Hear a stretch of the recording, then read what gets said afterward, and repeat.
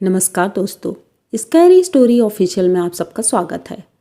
आज की कहानी की तरफ बढ़ने से पहले चैनल को सब्सक्राइब कर लीजिए और अगर कहानी अच्छी लगती है तो प्लीज़ लाइक एंड कमेंट करना मत भूलिएगा। आज की कहानी बहुत ही खौफनाक है। जब मैंने ये कहानी सुनी तो मुझे बहुत ज़्यादा डर लगा और मैं इसे अब सुनाने में भी डर रही हूँ। तो कहानी मुझे सुमन ने सुनाई है। सुमन मेरी बेस्ट फ्रेंड है। जब कॉलेज टाइम पे हम पढ़ते थे तभी वो मेरी फ्रेंड थी। उसके बाद उसकी जल्दी ही शादी हो गई थी और वो चली गई थी यहाँ से। और आज इतने सालों बाद 5 सालों के बीच में वो मुझसे मिली भी नहीं और ना तो मुझे उसकी कोई जानकारी मिली। मुझे लगा वो सब कुछ ठीक होगी और बाहर रहती है तो मिलना जुलना हो नहीं पाया। लेकिन अभी हाल फिलहाल वो आई थी यहाँ पर और मुझसे मिली। जब वो मुझसे मिली तो उसने मुझे अपनी जो कहानी सुनाई उसे सुन करके मैं बहुत ज़्यादा डर भी गई थी और परेशान भी हो गई थी कि आखिर सुमन ने इतना सब कुछ कैसे झेला। उसकी शादी कम उम्र में हो गई थी, आज से 5 साल पहले। और जब शादी फिक्स हुई थी तो उसकी इच्छा नहीं थी, लेकिन घर वालों की मर्ज़ी के ख़िलाफ़ वो जा नहीं सकती थी। उन्होंने शादी फ़िक्स कर दी और वो अपनी ससुराल पहुंच गई। जब शादी फ़िक्स की थी तो पता चला था कि लड़का हाई कोर्ट में है और अच्छी पोस्ट पे है और गवर्नमेंट जॉब है, कोई दिक्कत नहीं होगी, ये सोच कर के उसकी शादी हुई। और वो गांव का माहौल था, गांव था और उनके हस्बैंड ने बोला था कि उसको भी आंगनबाड़ी करवा देंगे। तो इन्होंने सोचा चलो ठीक है, गांव में रहेंगे, अगर कुछ नहीं भी करेंगे तो आंगनबाड़ी ही बहुत है। क्योंकि उस टाइम पे तो यही था कि पता नहीं ये लोग जॉब करवाएंगे भी या नहीं करवाएंगे क्योंकि गांव के हैं। लेकिन हस्बैंड सपोर्टिव निकले, इन्होंने जॉब लगवा दी आंगनबाड़ी में इनके जाने से पहले ही। तो जब इनकी शादी हुई और ये ससुराल पहुंची, बड़ी आओ भगत हुई, सबने बहुत अच्छे से इनका वेलकम किया। और ये अब धीरे धीरे शाम का समय हो रहा था। इनके घर में इनकी सासू माँ, इनके जेठ हैं 2 और नंद है। फैमिली बहुत अच्छी है, लेकिन इनकी सासू माँ का नेचर थोड़ा अजीब था। अब पता नहीं क्यों, लेकिन हाँ ये थोड़ा अजीब था। इन्हें महसूस हुआ कि वो थोड़ा अजीब हैं, बहुत अजीब तरह से देखती हैं और बात करती हैं। लेकिन अभी तो शुरुआत थी, इन्होंने सोचा चलो धीरे धीरे हो सकता है ठीक हो जाए। पहली ही रात ये बाहर बैठी हुई थी, इनकी नंद और जेठानियाँ और भी रिलेटिव थे 1-2। उन्होंने इन्हें अंदर जाने के लिए रेडी किया। रूम में जैसे ही इन्हें धक्का दिया था तो दरवाज़ा खुल गया और ये अंदर गई। अंदर जाते ही इन्होंने देखा कि वहाँ बेड के ऊपर कोई लेटा है और वो भी आधे कपड़े पहने हुए है। एक तरह से बोल सकते हैं वो निर्वस्त्र है और पूरे बेड पर लेटा है आदमी और हंस रहा है बहुत तेज़ी से। इतना बुरा दिख रहा है वो, राक्षस की तरह एकदम, इतना भयानक चेहरा है। उसे देख करके ये एकदम से चीख पड़ी थी, बहुत तेज़ी से चिल्लाई थी। जैसे ही चिल्लाई तो सभी लोग दौड़ कर आए और बोले क्या हुआ क्या हुआ। तो वो बाहर निकलती हैं और सबको बताती हैं। तो सब लोग अंदर जाके देखते हैं तो अंदर रूम में कोई नहीं था। यहाँ तक कि रूम अटैच बाथरूम भी नहीं था उसमें। तो और किसी की छुपने की जगह तो हो ही नहीं सकती थी, सिर्फ वो बेड पड़ा था और एक अलमारी थी जो कि सुमन की ही थी। तो उसे ढूंढा गया लेकिन वहाँ कोई नहीं था। तो इनसे बोला गया हो सकता है तुम्हारा भ्रम हो। लेकिन जब इनकी निगाह इनकी सासू माँ की तरफ गई तो इन्होंने देखा कि वो अजीब सा मुंह बना के एक कोने में खड़ी हैं, इनके पास भी नहीं आई और ना कुछ बोला। अब वैसे भी सुमन तो बहुत डरी हुई थी, तो डरते डरते वो बोली मैं अंदर नहीं जाऊंगी, मुझे डर लगता है। तभी इनके हस्बैंड आए। हस्बैंड ने बोला कि अरे तुम डरो नहीं, हो सकता है तुम सोई नहीं हो, इतने दिनों से थकी हो, इस वजह से ऐसा लग रहा होगा, ऐसा कुछ भी नहीं है इस घर में। तो वो उनको अंदर लेके जाते हैं और उसके बाद 2 दिन तो ठीक रहते हैं, 2 दिन कोई प्रॉब्लम नहीं होती है। एक दिन वो किचन में खाना बना रही थी और उनको ऐसा लगा कि इनके रूम से निकल कर के कोई बाहर गया है और मेन गेट के खटकाने की भी आवाज़ आई थी। तो इन्होंने सोचा हो सकता है मेरे हस्बैंड आए हों, मैं किचन में हूँ तो उन्होंने मुझे बुलाना ज़रूरी नहीं समझा होगा, हो सकता है उनका कोई पर्सनल काम हो। उसके बाद ये जब काम ख़त्म करके अंदर जाती हैं तो देखती हैं कि मेन गेट बंद है, अंदर से बंद है। जब किसी ने गेट खटकाया था तो खोला तो किसी ने नहीं था, लेकिन कोई गया था ये पता है। तो शाम को जब इनके हस्बैंड आते हैं तो ये पूछती हैं कि आप घर आए थे दोपहर में, कुछ काम था क्या? तो बोलते नहीं, तो मैं घर तो नहीं आया। तो ये बोली नहीं, मुझे लगा कि आप आए थे, रूम से निकल के आप गए थे, क्योंकि घर में और कोई तो है नहीं। नंद कॉलेज गई थी और सासू माँ और ससुर जी बाहर हैं, खेतों की तरफ गए थे, और जेठ जी लोग भी ऑफिस हैं। जेठानियाँ अपने अपने घर में हैं, क्योंकि उनका घर थोड़ा बगल में है। सबके अलग अलग रूम हैं। तो वो बोले नहीं, मैं आया तो नहीं था, लेकिन तुम ऐसा क्यों बोल रही हो? तो कह रही नहीं, मुझे ऐसा लगा था कोई आया, किसी ने दरवाज़ा नॉक किया था, उसके बाद मेरे कमरे से निकल कर के कोई गया था। तो कहती अरे तुम हो सकता है कुछ सोच रही हो, इसलिए तुमको ऐसा लगा होगा। चलो ठीक है, वो भी मैंने अवॉइड किया। अब बोलती है कि कहती कि एक दिन मैं अपने बेड पर लेटी थी और मुझे ऐसा लगा कि दूसरे कमरे में कोई कुछ कर रहा है, तो मुझे लगा मेरी सासू जी होंगी। लेकिन जब मैं उठकर वहाँ गई तो देखा उस रूम में कोई नहीं था। धीरे धीरे ये समय निकलता गया और मैंने ये सारी चीज़ें अवॉइड करना शुरू किया।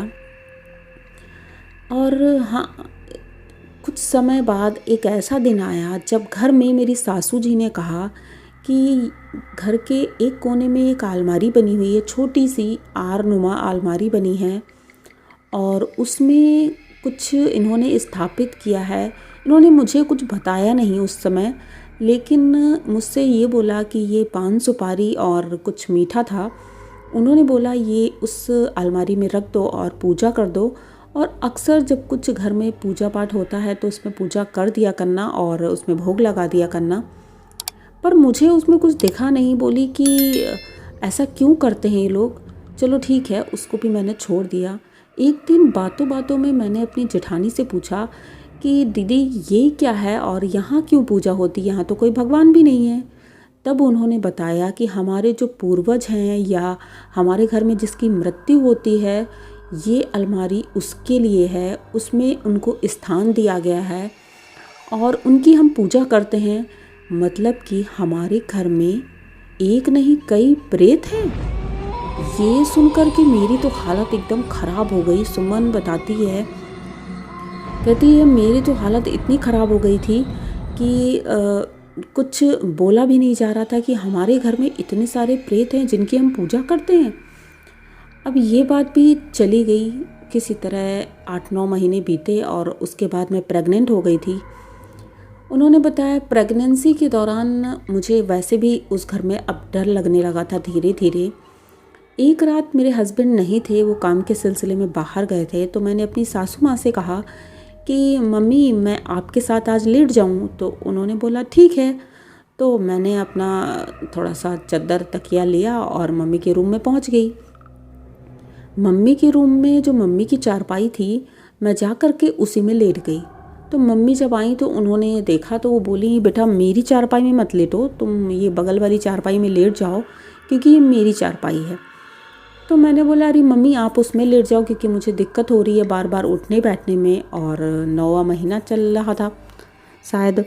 तो बोली कि मुझे प्रॉब्लम हो रही है। और ये दिन धीरे धीरे ही गुजर रहे थे और इस बीच बहुत कुछ हुआ था, लेकिन वो दिन आज दिन तक बताती है कि मैं भूल नहीं पाती हूँ।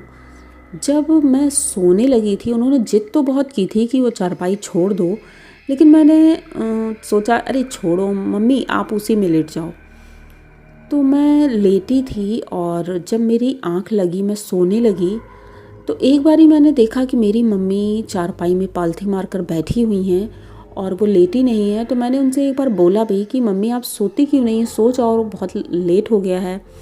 12 बज चुका है और अभी तक आप सोई नहीं, इसी तरह तबीयत ख़राब हो जाएगी। तो वो कुछ बोली नहीं, चुपचाप बैठी रही। और जब मेरी आँख लग गई, मैं सोने लगी, तो उसके आधे घंटे बाद मुझे ऐसा लगा किसी ने दरवाज़ा बहुत तेज़ी से खटकाया है।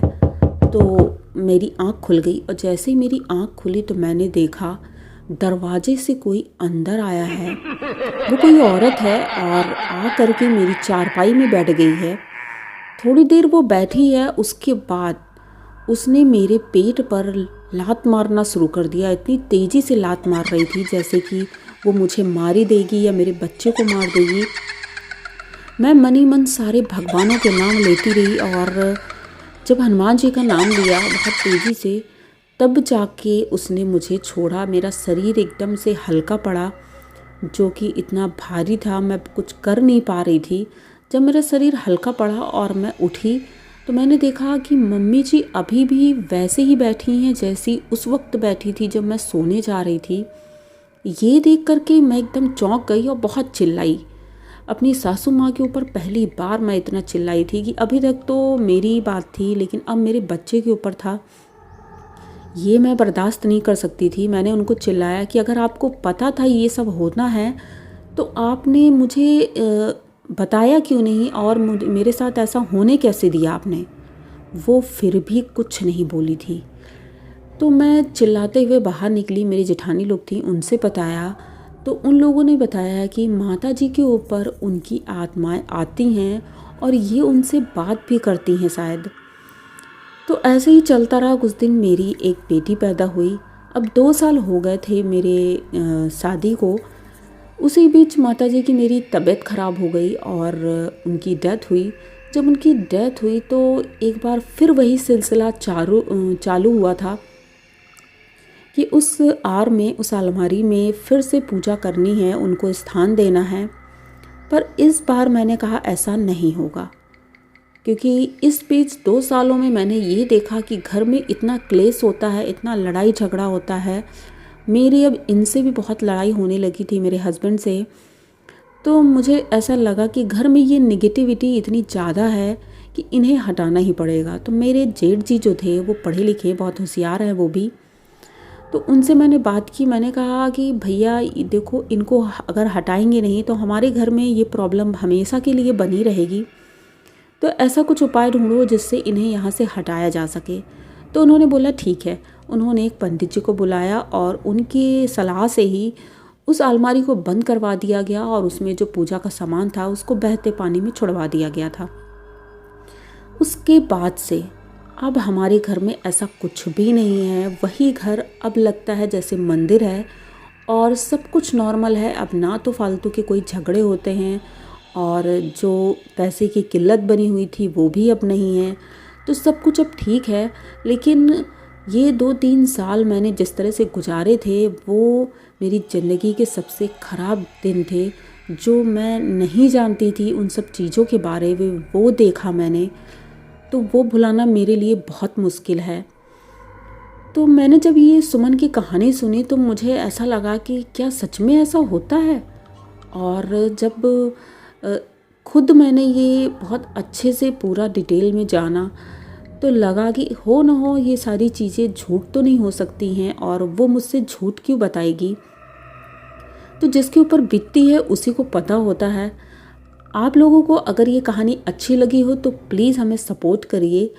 हाँ, अगर सच नहीं भी मानना है तो एक कहानी के रूप में ही इसे सुन लीजिए और चैनल को सब्सक्राइब करिए, लाइक कमेंट करिए, शेयर करिए। इसी तरह की नई और अनोखी कहानियाँ मैं लेके आती रहती हूँ। तो मिलते हैं फिर से किसी नई कहानी के साथ। तब तक के लिए डरते रहिए।